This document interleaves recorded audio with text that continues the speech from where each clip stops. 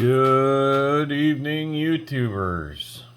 I'm going to get on here and we are going to do the final reveal on the Golden Commandos kit by Mobius. We finished it up. Pretty much I realized that I forgot to put the radiator hose on it, so I have that painted. And I will glue that on later, but I will show you that here in a minute. I figured since we're doing this, we can do a little bit of a bench update with the final reveal. And I also have a shop card. So my first shop card here was mine, and now this one here is Don's Garage.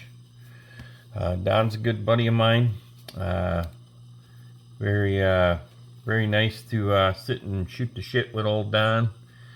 He's also big into the 3D printing. He does a little bit of everything just like me. He does some slot car bodies, does a lot of quality models, and the 3D printing. So go over there and check out Don. He gave me the shop card. He put some nice kind words on the back there for me. Gave me a nice bench sticker.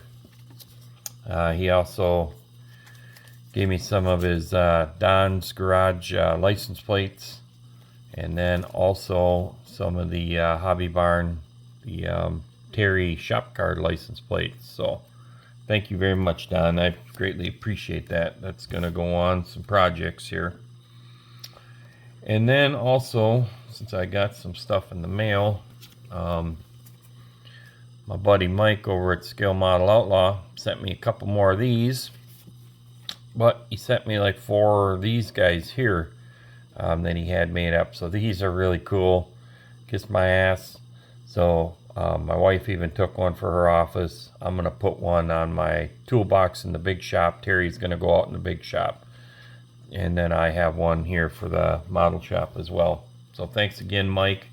Greatly appreciate that, buddy. So we will go to the final reveal of the Mobius 1965 Golden Commandos. There we go. She's complete. Like I said, other than the radiator hose, it's a done deal. So we are going to debut it. Basically, I have 3 of them that have not been seen in public. The USAC build truck, this build here, and the Duster build, and the 48-hour group build. So I have 4 of them that have been built in the last 8-9 months, and we are going to be participating at the GSTA Rod and Custom Show that is this weekend at the Minnesota State Fairground Coliseum. And we're gonna put these 4 models in there as well. So looking very forward to that. I haven't had no model cars in any kind of car show. I don't believe there's any awards for the model car contest. It's more of a diorama of the whole show in a smaller version on the outside ring of the basically the vendors area. So they're basically dioramming the big show. And it's just to try and spark the interest to get people to actually build models and show off some of their work. Just an attention getter. So it's going to be very cool to have these in the diorama. I think the diorama fits like 60, 70 models, something like that. Maybe it's 100. So it's quite large diorama. And then they line them up just like they do in the real Coliseum part with the big cars. So this will be a lot of fun to kind of see that. I'll probably post some pictures, and maybe I'll take a little short video. The models will be there for 2 days. I believe it's early Saturday till Sunday night. So yeah, that's going to be pretty cool to go and see that. So now for this, let's pull this hood off of here. This guy was a lot of fun. We've got gold interior in it. We even put some gold carpet in there. It's got a couple, I think I ended up with 3 different golds to change it up a little bit, to get some contrast in the interior. This is all enamel paint. The bronzish color, the bronzish gold color, is something that I mixed with a combination of an orange and a gold. It kind of blends in a little better with the kit decal colors that they have. They have kind of a real dark gold, so I used that same shade of the gold as the color of the interior. And I don't know if you can see it or not, but there is a kind of an orangish highlight between the gold and the black on the lettering. So that's kind of what I mimicked with this metallic bronze color, basically, was to kind of get it to match a little bit to that. So I think it came out pretty good. I taped it off similar to what the real car would be, but I've kind of changed up some of this where it lined up, and then same thing with the nose and the tail with the Plymouth logo. Everything other than the rear wheels is stock. So the tires are stock kits. The wheels, I 3D printed those steel wheels to where it had offset to the inside, and I narrowed up the rear end housing. Other than that, I went with pretty much all the kit parts that were in the kit. I wanted to build the Mobius kit as much as stock as possible. So I think that the kit went together very well. Their tolerances are very tight and very close, which, you know, they've got some quality in their kit, but they also have some little things too about their kit that kind of suck a little bit as far as the orientation to get some paint lines blended and smooth. So but it is what it is. I like the fact that they have pin studs on a lot of their parts, so you just really have to make sure that you test fit all the parts and then accommodate for the paint layers if you're painting that particular part. So let's pick this up.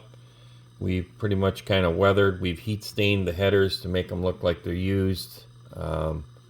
We've weathered it up like it's been on the track. It's been used. Very happy with how it turned out. I think it looks remarkable. We have put the short stack system on there instead of the tall stack. I chopped it up and took 6 millimeters out of each of the stacks. I did print, yeah, that's the other thing I printed was the distributor. That's one of mine. I decided to try that and print a distributor, and then it was made it a little bit easier to wire up then. Yeah. Oh yeah, I didn't do the parachute yet on the back that comes with the kit. I just haven't made up my mind if I wanted to put that chute on there. It's kind of an ugly chute. I don't know. I'm going to think about it here. I got a few days before I need to worry about it before the show, so I may not put any chute on it. So we'll see what happens from there. But yeah, like I said, I'm pretty happy with it. I think it turned out good. I went with the Hemi scoop on there instead. That's why I shortened the stacks. I wanted a mixture of what the carbureted Hemi versus the fuel injected Hemi, so I went with the fuel injected Hemi and then still put the hood scoop on it the way the carbureted would have. And I like the way it turned out. I like the look. It's just really cool. I think it has a nice combination. So hopefully the people of the real one there will appreciate it as well, the purists. So now let's get over to a bench update. Let me spin this around. So for the bench update, we also been screwing around with the duster. We've kind of got that thing pretty much wrapped up. Again, I must have a thing for radiator hoses, so that one's missing a radiator hose. So we're gonna have to do that. We did get an exhaust system underneath the duster. It's all scratch built, so that's turning out good. I got a little touch up to do, and yeah, it doesn't hit the ground. But being today was April 1st, I was able to start the Terry group build. This is my 69 Camaro that I'm doing. I've already printed up some wheels and tires with a tire package that's going to go under this thing. We're going to make it a drag radial car. I have the chassis underneath there. I'm going to start doing some mock-up, basically is what I am doing here now. Kind of doing, we're going to put it on a diet, being it's going to be a drag car.